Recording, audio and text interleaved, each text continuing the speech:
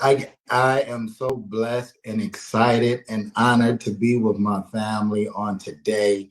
In a time like this is what gives me hope, is being around my family, being with my family, my Freedom Church, being with my community.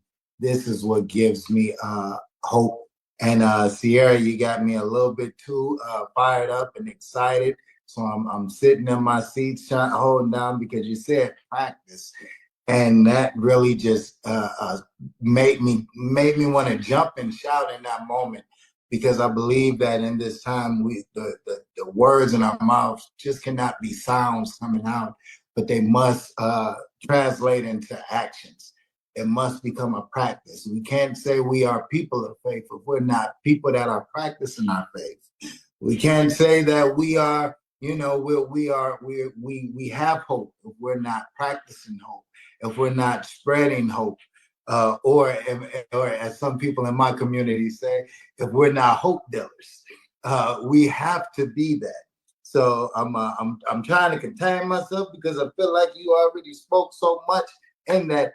But I'm blessed to be with y'all, because in this time, this is where we need to be.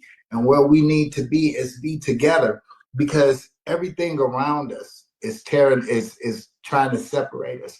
It's pulling us apart.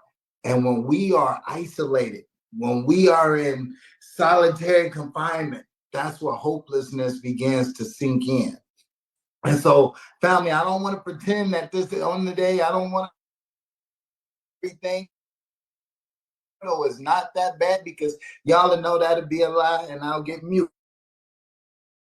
So I must tell the truth. And so, right now, people all over the world, and especially here in this country, especially here in the South, and our communities are under so much levels of poverty, so many levels of attacks. Everywhere they go, they're being attacked. We have families that are struggling to be able to get their basic needs. And by basic needs, I'm talking about food on the table, something that many people may take for granted. It's something that people are struggling to be able to get. They don't know where their meal is coming from. They can't confidently say that tomorrow we're going to have this. They can't budget for what they're going to eat, especially with the attacks that is coming to people, that is hitting them directly in their pockets. And what I mean by that is when SNAP benefits are being cut off for people that are deeply and directly impacted, people that need it the most, children that need it the most, houseless community, people in our community are begging to eat, while at the same time, this country corporations are throwing away food, throwing away money, throwing it away, rather than to giving it or giving to sharing it with our brothers and sisters in our communities. We have people that are struggling to be able to not just buy basic needs as food, for personal hygiene items. To be able to take a shower is a privilege to some people, is a luxury to some people. While people may walk past people in our community and turn their nose up or look at them for a certain way, and all they're asking for is some water to bathe in.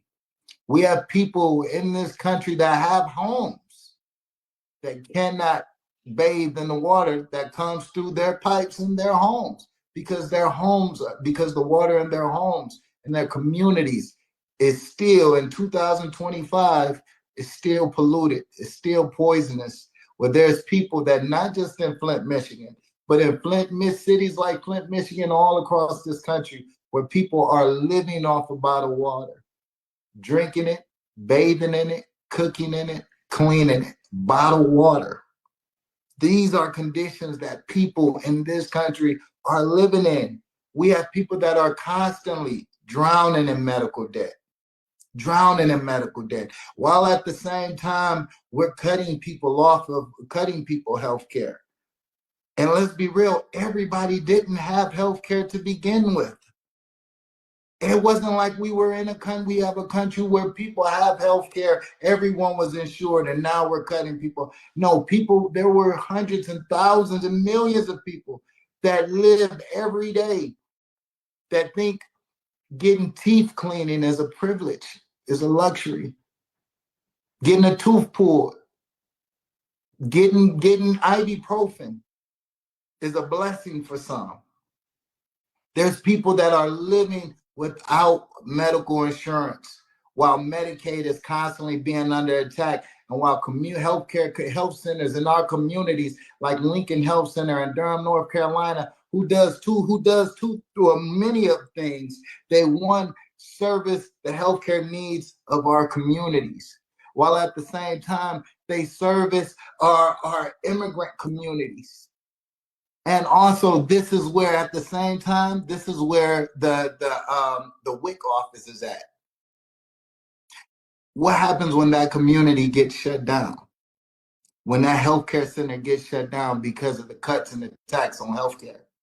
What do we tell people that rely on life-saving healthcare, that go there, that depends on that, who know their doctors? Where do they go? Because they don't have the money to afford a copay, or they don't have the transportation to a university hospital. What do we tell them? What do we tell our houseless community when at all times we're living in extreme climate? Not just in hurricane season, not just in the winter when it's snowing and it's below zero, not just in the spring where it's raining and storms coming down every day, but also right now in the summertime, in this extreme heat, where people have no shelter to go to, where to pass somebody and to give them a bottle of water is a blessing. To give them a liquid IV pack is life-saving. People that are living on the streets who are now being criminalized because they have no place to go. And they've said they have no place to go. They've asked, they petitioned for places to go. And at the same time, the city says we have no place for you to go, but it also will be illegal for you to sleep out here with a tent. These are the conditions that many of us are living in. And while all of this is happening, and while I'm sad to say that on many ends that this is the all too familiar norm, there's also the constant crisis where people in our community are scared to go to church. They're pulling their kids out of schools because they're terrified. We don't know if we'll get separated. There's people that are scared to go to the hospital, that will get sick, need life-saving intervention, but have to make a decision. Do I go here and risk the chances of being separated from my family, or my family not hearing from me again? This is conditions that our immigrant brothers and sisters in our communities that are under attack. What do we tell them? What do we tell them? What do we tell our children when they ask, what happened to their classmates? What do we tell our friends when they say, hey, is our friend gonna be at Sunday school? What's gonna happen with them? I don't see them anymore. What do we tell them? This is the type of fear and the conditions that people are living in. And so what is the word? What is faith? What does hope look like for people in this time? And one thing, I have a really bad habit that I always talk about all the time, maybe too much, but I watch the news, y'all, and pray for me, pray for deliverance, because the news, you're not going to find hope on the news. I find myself feeling more frustrated. I have all the talking points from CNN. I have, and for comedy, I'll go to Fox News.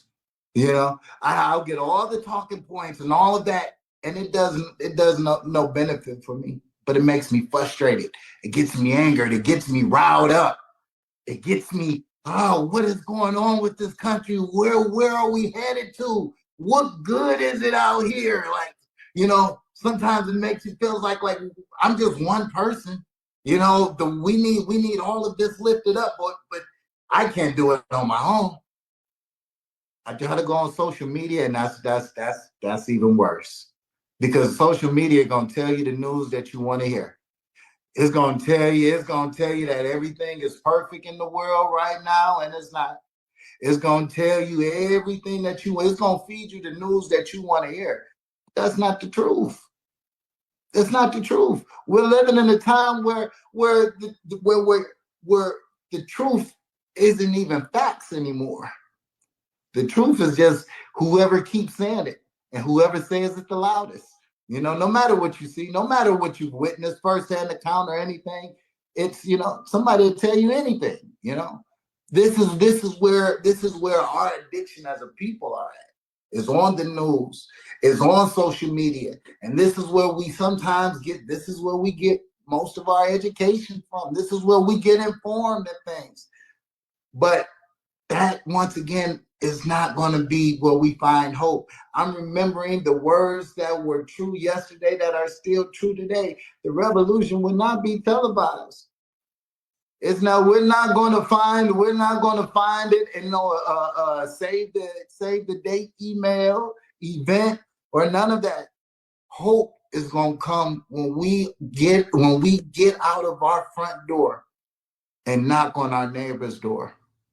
That's where true hope comes from. That's where I find God at. I find every encounter that I've had with the God of my faith has been in community. Because just like in the scriptures, when I was hungry, somebody fed me. And they didn't tell me, you got to add the tax with it. They just said, you hungry? Here you go. When I need some clothes, when I need something to wear, I know who got a nice closet that I can go in. Hey, this is where I find God at. It's in community. Sometimes, and this may be a little controversial, sometimes God is not always in between those four walls and stained glass windows. Sometimes you'll see God outside on the street before you see God in that throne right there.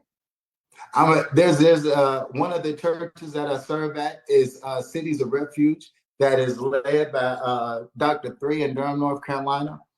And every second and fourth Sunday, consistently, there's no offering that's going on. He's not asked for tithes and offering, none of that. He doesn't have a building fund. He doesn't have a love offering or anything, the first or second offering. But what he does have is over 200 pieces of chicken, some mac and cheese, a trunk full of clothes, a canopy that he packs himself in his truck. He has some chairs that he has in there. In the summertime, he got a box fan, because that's what we used to use too, before I learned about what air conditioning was. In the wintertime, hey, we can go out there and make a fire and all that. And what's beautiful is that the same community that's been there this whole time sits there and they wait for it. They hold that spot now. That community, they have their tents over there and all of that. But as soon as they see that truck, they getting each other. Hey, come on, let's get up. Let's get these tents out. Let's get this. Now, here's the thing. They come over just as they are. With their struggles and all. But they there. They come. They're telling other people that don't have much is saying, hey, can I get a plate to take down there? Because I know somebody else sleeping outside. People that don't have much is saying, hey, can I get this hygiene packet for the sister that's sleeping over there? This is where I find God at. It's in communities. Like I said before, a shower is a blessing for some. For all. The other Sunday, we have mobile showers out there. Mobile showers. They said, hey, you don't have to get this ticket and go to this place and then go there, give them this and that. They said, hey, get that shirt and go right in there. And this wasn't just no outdoor camping shower. This was a full trailer. shower. Nice. It was nicer than my bathroom. It was nice. Like I was saying, can y'all pull up at my house anymore? Like, we can see, but they have showers there. This is where I find God at. Where I find God is when I talk to Jan Herman and Chris Noblet, and I talk to them and I have these great ideas because, I'm a genius. And I say, I just got to figure out how to provide health and care for our people in our communities. And they say, oh, well, just come be with us on Tuesdays and Thursdays. We're right there at the shelter, and we provide. We're doing blood pressure checks. We're doing glucose, blood sugar checks. All of that. We have something is better than the thoughts that ain't even on paper that I have. But they're doing something. This is where I find hope at, and none of this stuff is broadcast.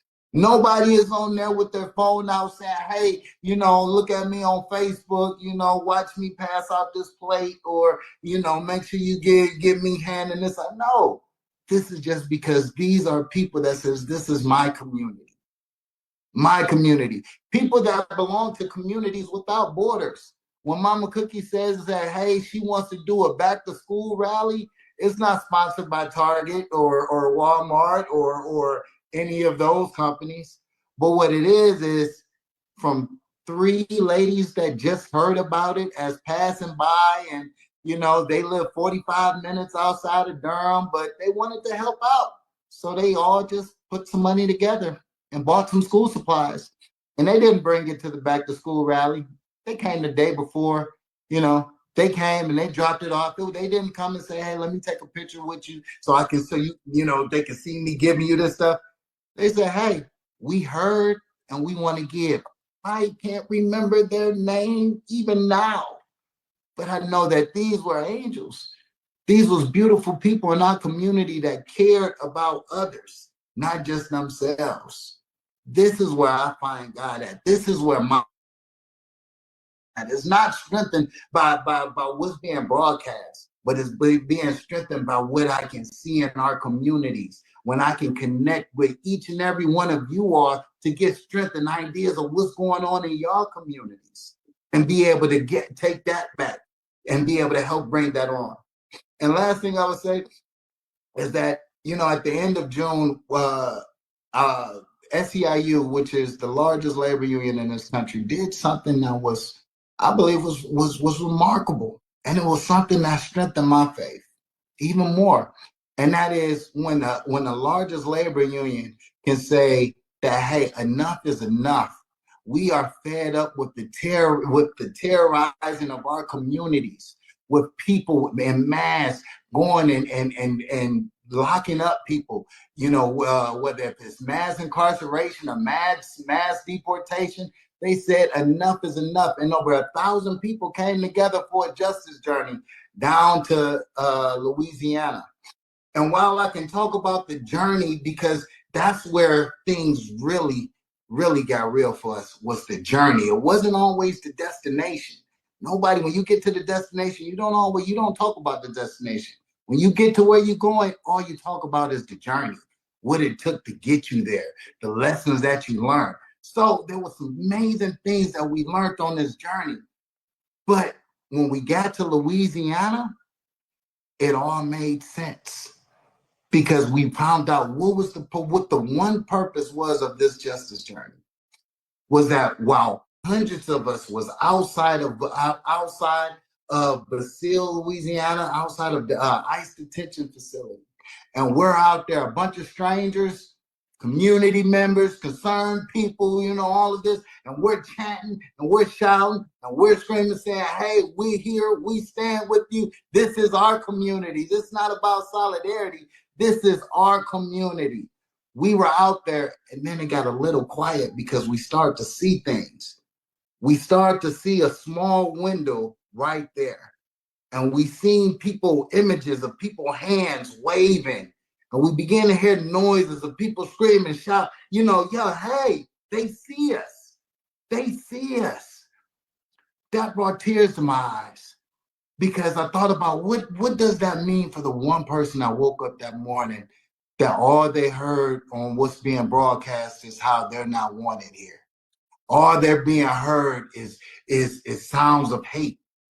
They still trying to figure out, let somebody know where they're at.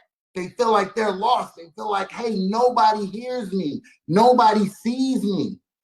But right when they was getting ready to give up hope, they looked out the window and they saw people that they did not know standing there, rallying for them, speaking for them, lifting up their voices, their names. That's the whole purpose of that. That's the whole purpose of that. And I believe that's what we are in this time called to be, called to do, is to practice hope, is to practice our faith. Because we don't know who we're going to interact with. We don't know what struggles they may have. We don't know what that hug may mean to them. We don't know what that food may mean to them. We don't know what that old shirt in our closet may mean to them. You know, we don't know what that conversation may mean to them. But what we need to do most in this time to really practice hope, and what I can do to just give you words of encouragement in this moment, is to unplug. Unplug. Not from Freedom Church, you know. Don't go on a digital fast from Freedom Church. But we need to go on a fast. We need to move away from these noises that cause us hope, that fuels hopelessness. We need to take the earplugs out, the headphones off, and talk to the person that's sitting next to us on the plane. Talk to the person that's sitting next to us, standing next to us in the grocery line. Read their name tag. Recognize the humanity in each other. Because at the end of the day, we want somebody to recognize the humanity in us.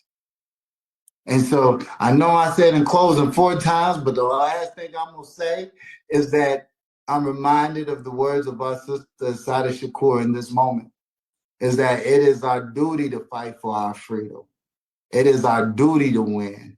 We must love each other and support each other. We have nothing to lose but our change. God bless you, Freedom Church. I love you. I'm blessed to be here with family, y'all.